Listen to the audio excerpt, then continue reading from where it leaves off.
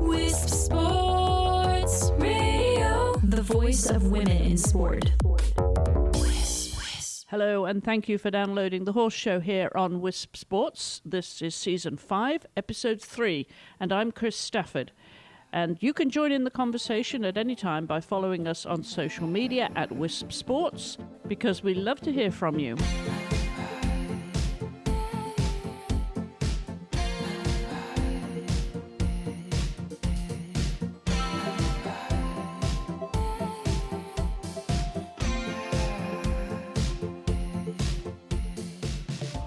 Now, on this week's episode, we're going to do something different because we have so many episodes that go way back to 2012 since I've been doing this show. So I thought we'd start with April 2014, when I had two guests with me to discuss the difference between good and great riders. I'm joined by Dr. Inga Wolframm in the Netherlands, who is a regular contributor to the show. And also from Massachusetts, Heather Blitz, who of course is a specialist in rider biomechanics. And between us, we're going to discuss the topic of the difference between good and great riders. Well, Heather, first of all, welcome to the program. Thanks, Chris. Been a while. I'm glad to be back. Still cold up there in Massachusetts? Yes, it's still fire in the fireplace kind of weather for us, but that's my favorite, so I'm very happy. Very good. All right. Well, with us, as I said, is Inga Wolframm, who's in a chilly Netherlands this morning, and lovely to have you back, though, on the show. I hope it's a nice, warm welcome for you, and you're feeling it from us, Inga. Oh, I am, and it's very good to be back. As you know, Chris, I don't really mind it being nice and frosty, so, you know. Well, as I say, hopefully you'll feel the warm welcome here on the show to both of you to talk about this subject, which obviously is of interest to so many riders who want to make it a little bit further along their journey, whether they're an amateur or a professional. So I'd like to, first of all, start with you, Heather. And as a specialist in rider biomechanics, you can see the physical capabilities of a rider and whether they can move up that notch from being good to great. Now, what do you think, first of all, defines a great rider? Oh, that is a huge question. And, I mean, there are countless things that you could list under a rider that's great and under a rider that's good and under a rider that is, you know, anything less than that. But, I mean, just to put it in a category, body awareness and following the laws of physics and biomechanics, that's just a huge topic, you know, and that's a thing you could discuss for hours and hours and learn for years and years. You know, biomechanics is not a matter of learning how to sit with your shoulders back and your heels down and then you go on and keep that for the rest of your life like it is. It is a constant state of riding with an awareness of what's happening internally. You know, when it comes to training horses, of course, that's a bit more of an external focus because you are focused on things outside of your own body and into your horse's body. That's a little more of an external focus, which is, you know, a gigantic piece of the pie you have to have. But I think in general, really great riders have either an automatic sense of body awareness, or they have been taught to understand and focus on body awareness and, you know, the effect of the horse on your body and your body on the horse. But, you know, where do we start on that subject? It's just, that would sort of be the title to the novel, and then we could pick on things and within that we could discuss. Well, one of those key chapters, of course, Inga, is the psychological aspect, which is your area of expertise. Let's get your version of what makes a great rider. Well, it's actually interesting because from the things that Heather just said, immediately I thought, well, actually, from a biomechanical and a psychological point of view, the things aren't actually all that different because the awareness that Heather was talking about, that's exactly the same really from a psychological point of view. Great riders are riders who are able to cope, you know, who are mentally tough. That's what we call it sort of in sports psychology terms. And obviously, once again, there are also lots and lots of different facets to it. But sort of one overriding principle really that a lot of researchers now agree on is what makes good athletes, great is mental toughness. And that basically means being able to cope with all the different demands a stressful, i.e. competitive situation throws at you. But how do you develop that? And that's precisely the same thing that Heather just mentioned. And that is awareness, not just this external focus and then from a psychological point of view, blaming the horse or blaming the fact that your parents don't have lots of money or that your coaches maybe taught you wrong, because that's not self-aware. That's sort of looking for faults in the system, shall we say. So also here, this idea of greatness is being able to look at yourself and look at how you can cope. What can you do and how are you going to fix a problem? Now, whatever that problem might be. And that, I think, is what develops mental toughness, this ability to cope. And that's what eventually, in the long run, will help riders who are physically talented to actually excel at what they do. So really, there's yeah. Oh, sorry, if I could jump in there just to add, I think that's great what you just said, like the toughness and the coping, and knowing what to do about the problems. I think a lot of riders that haven't gotten to the place of being great riders, to me, I experienced a lot of them don't, first of all, they may not want to hear the truth about what isn't going well. And, once that they accept that there is a problem, I think that's number one, is like admit that it's not great, that you do need to make it better. And then when something isn't going well, having the actual, like the mechanical solution to do it, whether it's physical or mental, but saying, okay, this isn't good. This is what I do when that happens, and it has to be this specific thing. And I understand it's not good, and I understand this is a fix, and I understand this is how the feeling of when it's better. So, like, being tough is saying, well, I'm not going to blame. I'm just going to recognize, and this is what reality is. Yeah, and from a sports psychological point of view, we're talking about two types of coping styles, and one of them is the avoidance coping, and that's perhaps the rider who sort of perhaps realizes there's a problem but likes to stick his or her head in the sand and go, oh yeah, no, it's everybody else and it's not me that's at fault. While the grade rider will adopt the approach coping. So they'll tackle the problem head on and go, okay, so how can I fix this? And, and that's, I think, what you've just described, that it's tough. And when we sort of look at some of the research, just about every single great rider will have had to overcome, I'll call it loosely, trauma. So some kind of traumatic experience, some kind of difficulty ranging from a horse that wouldn't do it, or a sponsor that's just jumped ship, or an accident or whatever. And the grade riders then are able to say, okay, so how am I going to deal with that? And then is that also, Heather, what in your experience, that how you sort of differentiate? The great... Absolutely. Absolutely. Yeah. I mean, recognizing that something hasn't gone well and then going forward from that point and not dwelling in the, oh my gosh, poor me. Just like the toughness is to say, well, that happened. What am I going to do next? So, whether it is a sponsor, how many of us have had that happen? We got a great horse and all of a sudden the sponsorship falls apart. Doesn't happen anymore. Or, you get a horse that becomes lame, or you get clients that leave, or you get whatever. And then it could be just that you had your half pass perfect, and then all of a sudden it isn't. For whatever sort of trauma you endure, makes you stronger at the other end. If you've got that really want to be a great rider in you, and if you don't, then you'll dwell in the problems, and then you'll either just stay where you are or decrease from that point. Yeah, or you stop altogether with the sport because you sort of feel you can't handle it.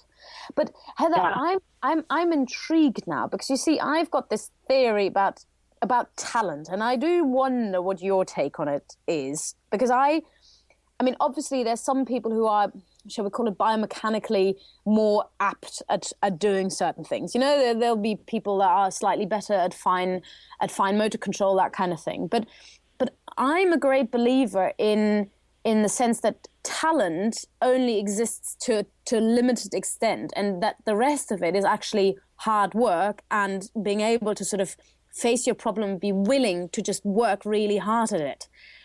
What's your take on talent? Well, I've done a bit of reading and research on talent, and I would have thought before I delved into it and really looked into it, that it is more of a born thing. And, of course, there are natural athletes in any sport. You put some people on a set of skis, and they can ski with no lesson. You put 1 out of 20 people on a horse, and they just know how to sit there and how to follow the motion and how to guide the horse through movements without any lessons, and the other 19 would have to be taught everything.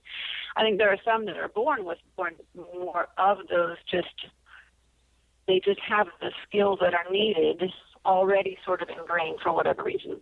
But I've done some reading, and especially there's a really great book called The Talent Code by Dan Coyle, and it describes how talent really isn't born, it is learned, and how you can, with repetitive effort on a certain skill, you can build an automatic pathway to that talent until it becomes automatic, before it becomes, just second nature. And that's just it, the physiological process of building myelin around the nerves to that pathway.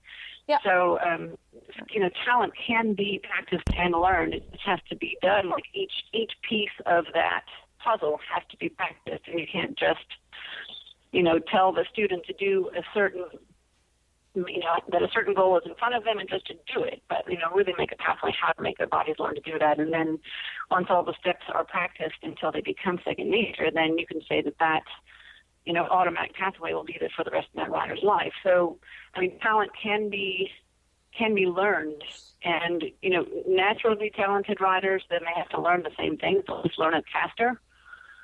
And the ones that don't have the skills to start with, they have to just take a little more time and put all those pathways, lay all those roads down in their brain body kind of pathways until they become also second nature. But it can be learned if the time is taken.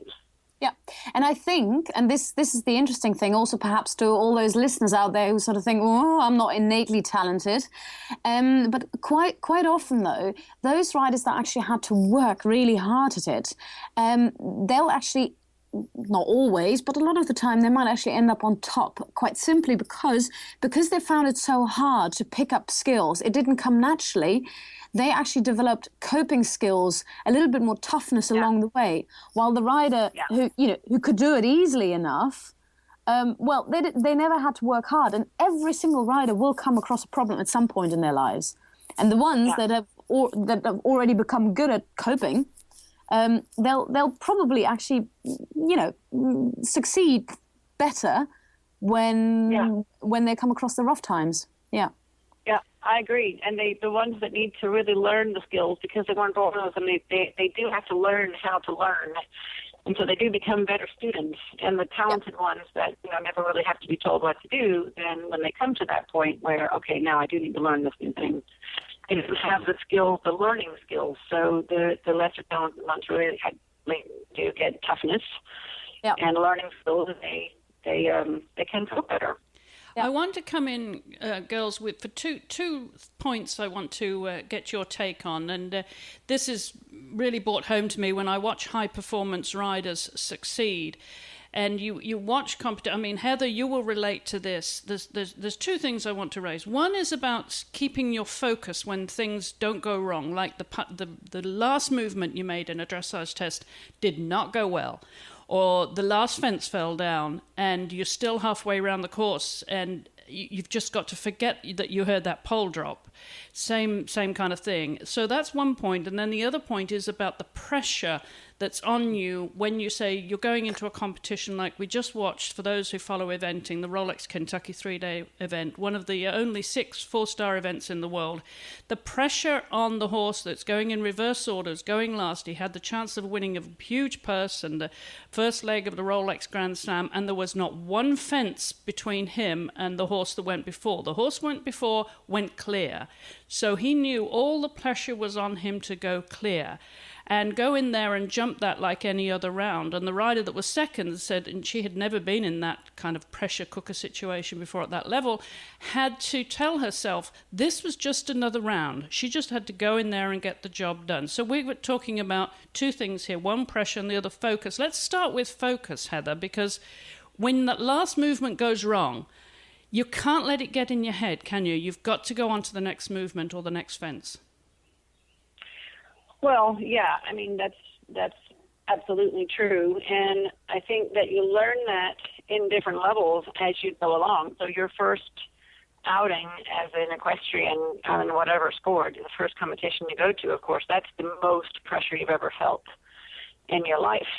And, you either cope with that and, move on to the next show after that, or you don't. So you either take on that pressure and you cope with it, even if things go well, or you don't. And then you go to, let's say, in this country, then the first thing would be like a regional championship. Then that is the next biggest thing you've ever done. And then you've done that maybe 2 or 3, 4 years, whatever you do. And then the next thing you do is graduate up to the national championship. And that is, it just continues to be the next biggest thing you've ever done.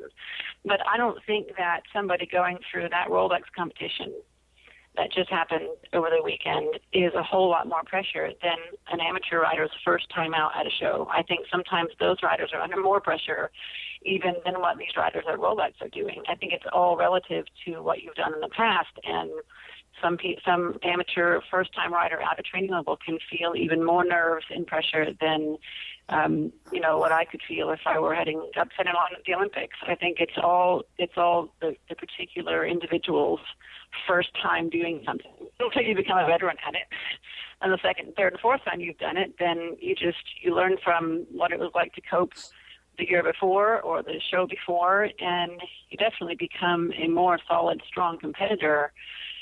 Or you don't. Well, and I guess it just has to be in you that you take the good from it, that you learn from the coping, and you don't learn to retreat and make excuses and then go the other way. But that's maybe what beats out the good and the great.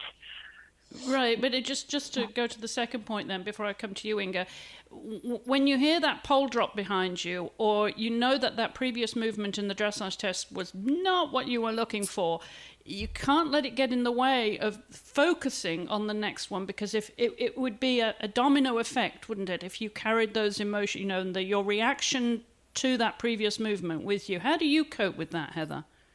I don't know if I can describe it, and sometimes I don't cope that well. For a while, I don't think they have it anymore, but for a while there have been scoreboards where you can see each individual score come up as you're writing your test. And I've been in a test before where I've done a really great movement, and I've looked out of the corner of my eye, which I shouldn't have done, and saw the scoreboard, and saw that it was lower scores than what I felt. And I, through my head then, the next 10 or 15 seconds was all this chatter like, what? That was better than that. I can't believe those scores were lower. What am I, how can I impress you? And I just started all this chatter in my head, and I did have to, it took me 10 or 15 seconds, and then, you can lose focus on what even the next movement is before I let that go. And I can't, maybe that's a question more for Inga with her sports psychology expertise.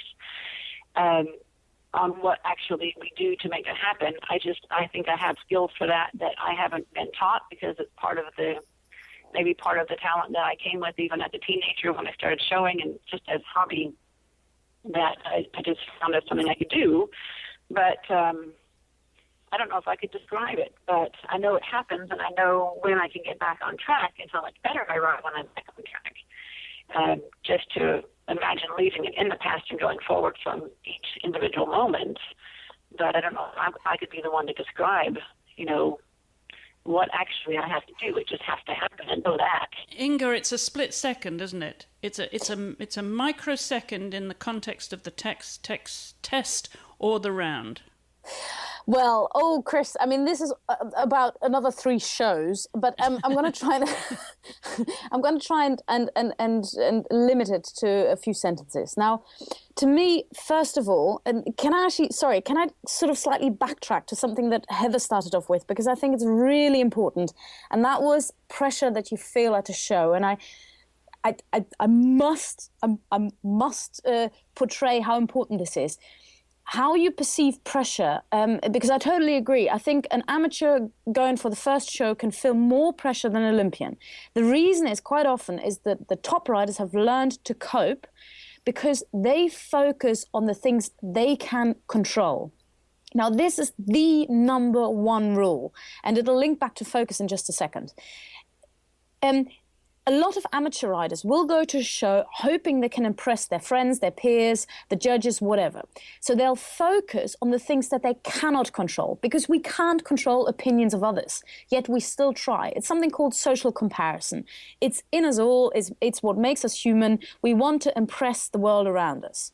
The only problem is when you go to a show and you want to impress somebody else, it makes you nervous because deep down, not consciously, but subconsciously, you know that there's no way you can control how you can impress somebody else.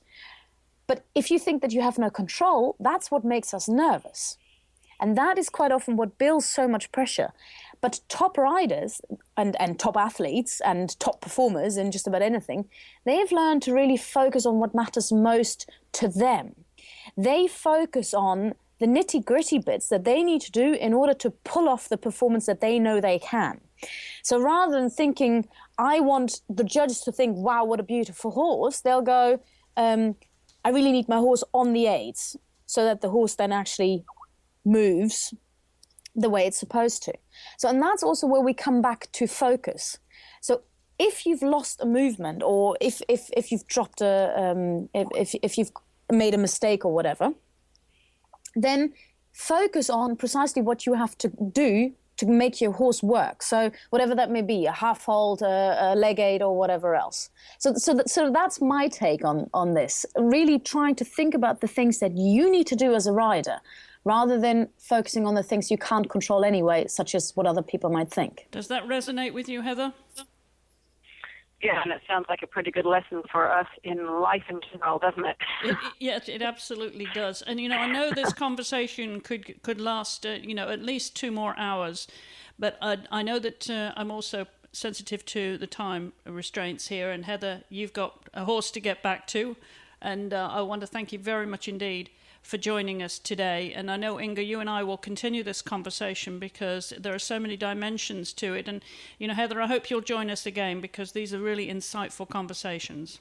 It's my pleasure, and thank you so much for having me. And it was great speaking with you both. And I'd love to come back. All right, terrific. Likewise. Thank you very much, Heather. Well, Inga, obviously there are so many dimensions to this, and we've just really brushed over the surface, haven't we, about those differences between good and great riders. And, but it's given us, I think, an insight, from Heather's point of view. I mean, she's obviously a Grand Prix international team rider, and even she sometimes has problems putting that last movement behind her. Yeah, absolutely. And to be honest, that is quite simply because we as human beings, we want to be good at whatever we do. That's just normal. And if you look at it from an evolutionary point of view, well, those of us who succeed, we have the greatest chance of surviving, passing on our genes. Once again, I'm sort of skimming over the surface here, but I hope it will resonate with our listeners. We want to be good at stuff. And especially if you're involved in a sport that is competitive, well, in essence, competition is all about who comes first. So, so when you make a mistake, immediately all the things that you went to do really sort of go to pots, really. So that's why many of us will feel unsettled by this. But this is then why it's so important to come back to what you can control. And this is number one lesson in sports psychology.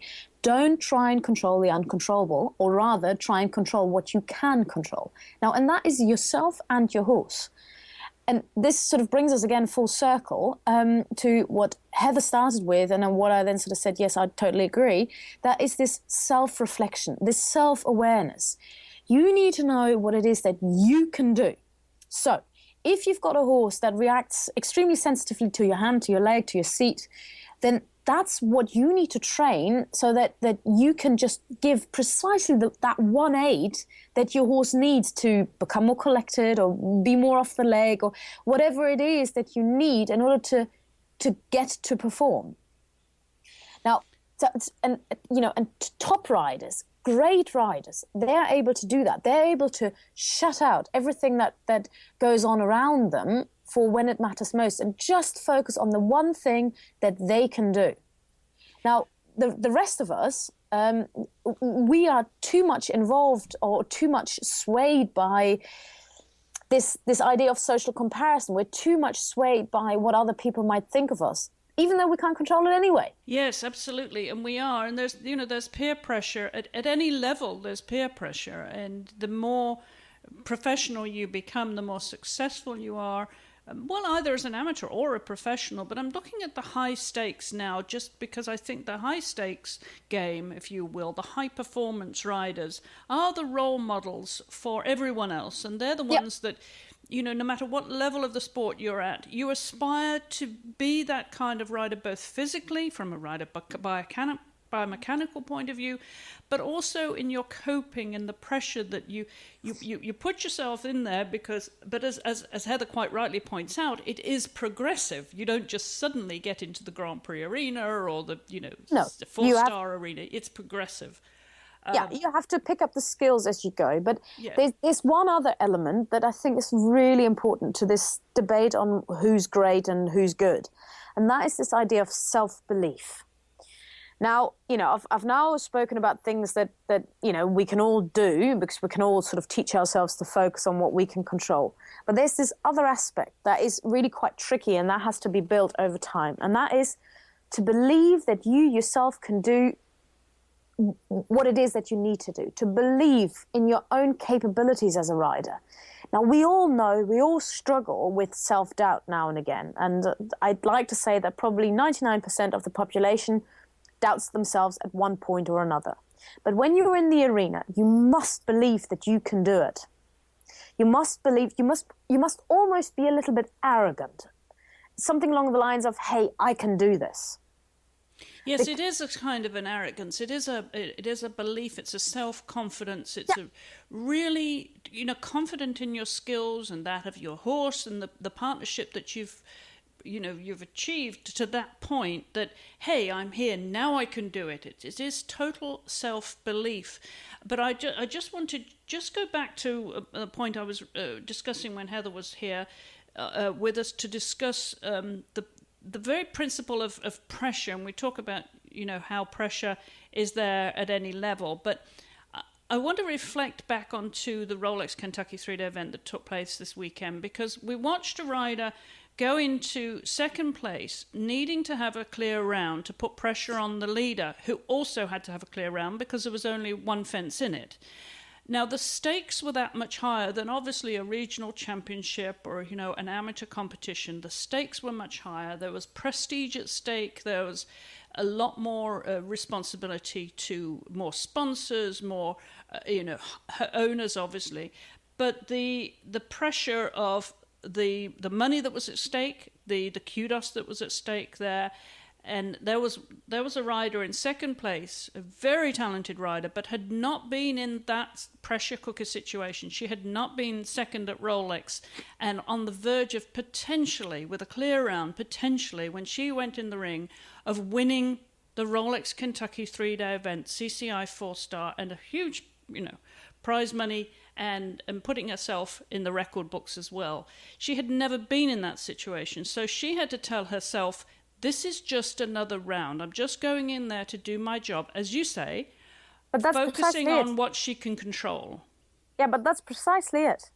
And I mean, at the end of the day, this young lady won't have got there, she didn't wake up one day and say, right, okay, and tomorrow I'm off to this show. I mean, even though she might not have been in that kind of pressurized situation, she would have been in other situations before where she would have wanted to achieve something.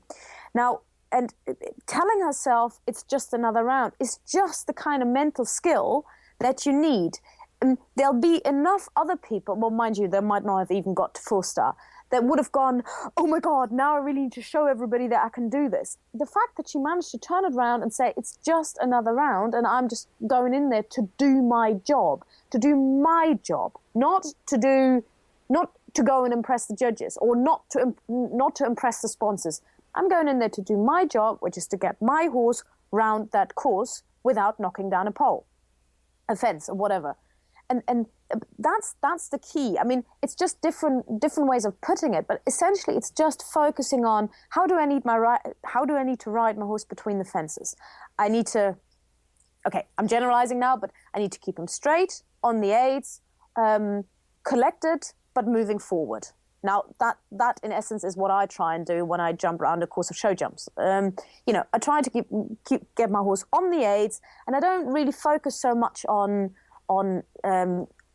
what happens around the arena. And I'm really not a top level rider, but I am a sports psychologist, so I do try and sort of adhere to my own lessons. And I just try and focus on the rhythm, on the contact, on the fact that my horse is on the aid and that I don't let her fall apart. Now, and that's what this young rider will have done. I mean, she will have focused on the way how she needs to ride her horse. And what she had to shut out was the fact that she was actually, and she knowingly, putting pressure on William Fox-Pitt, the number 2 rider in the world with obviously years of success and 55 CCI wins behind him, and this could have been her first CCI 4-star win and so on. But knowing that she was putting that pressure on him, but not being able to obviously influence that beyond her own riding ability in that moment. So having to put that to one side. But what I want to get to is also that William, despite his incredible experience, realised that this was going to be a very nervous, tense time because he stood the chance of winning a hat-trick of Rolex wins. But he knew that if Lauren Kiefer and Veronica went clear, he and Bay My Hero absolutely had to go clear. Otherwise, he could fall down the leaderboard. So the fact that someone with so little experience relatively at that level was putting so much pressure on the rider above her who she could dethrone, and he knew it. So my point is how one rider can put so much pressure, a lesser experienced rider, because of their placings there going into the final round, put so much pressure on a very experienced rider who knew how to handle it, but he admitted it was incredible pressure, and he was very nervous. Yeah, well, yes, but I mean, that's the beauty of horse sport, isn't it? That's what makes our sport so unique, that you can actually have people with comparatively little experience competing against the really big guys. But once again, I mean, of course, the pressure is enormous, but it's how, well, I mean, there's a little bit of personality that comes into it. How do you deal with it from a personality point of view? What's your disposition? Do you get stressed easily or do you not? And then also, what are the skills that you've learned? What kind of coaches have you had? What have your parents said? Say you've had parents that continuously say, oh, but you must impress such and such. Well, then you will have learned from a young age that dealing with pressure won't have been your strong point, because your parents will have drilled into you that impressing the coach or whatever is the main thing that you needed to do. But if you've had a coach or parents who have said, just go in there, enjoy it, just do your thing, just ride exactly like you did at home, chances are you will have learned from a young age how to deal with it. Namely, well, if I say not at all, then that sounds weird, but just try not to think about the pressure, but think about what you need to do. This is coming back to the focus thing. When we're worried about something, what we do is we focus on the thing that we're scared of the most. It's natural. It's fight or flight response, really. If you're about to be attacked, you're going to focus on the attacker. So that basically means you need to focus on the task at hand rather than the things that scare you in order to pull off a good performance. And that makes you a great rider under the kind of pressure you're at any level, being able to just compartmentalize everything, just go in there and do your job and forget about the implications that your round is having on others. Yeah, very true. Because you can't control it anyway. You can't control it anyway. And what will be will be. Either the polls will stay up or the judge will look at your test favourably, and whatever the situation, it is what it is, as the saying goes. Well, yeah, but if you've trained well at home, if you know what you have to do, if you know your horse, then it's not so much it'll be what it'll be what you make of it within the remit of the training you've done, what your horse is capable of. Do you see what I mean? It's not so much putting your life into the hands of the fates. It's more like, I'm going to go in there. I know what I can do. I know what I've trained, and I'm going to do just that. Right. And if you keep doing that, you'll go from being a good rider to a great rider. Absolutely. Terrific. Absolutely. Well, there is, as always, Inga, there are many dimensions to this, many roads that lead to that success and the progression from being good to great. And I know we could drill deeper on all of those, but I think we'll leave it for now. I really appreciate Heather coming on the show and sharing her insight from a Grand Prix dressage rider's perspective, and as you always, as a sports psychologist, what you can bring to our discussions. And we'll have lots more, I hope. You'll come back, won't you? Absolutely, Chris. You won't get rid of me that easily.